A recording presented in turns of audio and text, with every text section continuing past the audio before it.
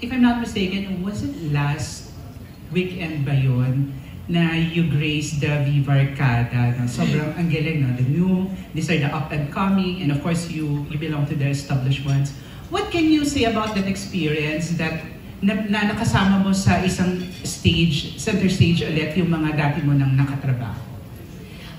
Masarap po sa pakiramdam kasi naging family na po ang mga Viva Arcada co-actors ko sa akin eh. Malaking bagay po din sila sa growth ko here in the industry. So I'm so grateful to Boss Vic for giving us the platform, diba, to showcase our talents. So yun po.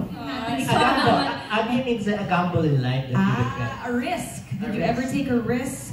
Did I ever take a risk? That you regret? Yun daw. Wala eh. Wala talaga akong... Kasi naniniwala po ako na parang everything happens for a reason. And itong paglipat ko kunyari sa Viva, this is the best risk I have ever done.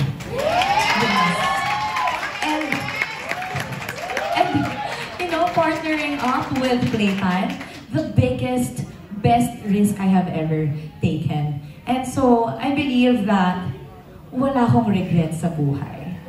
Ayun po, maraming salamat.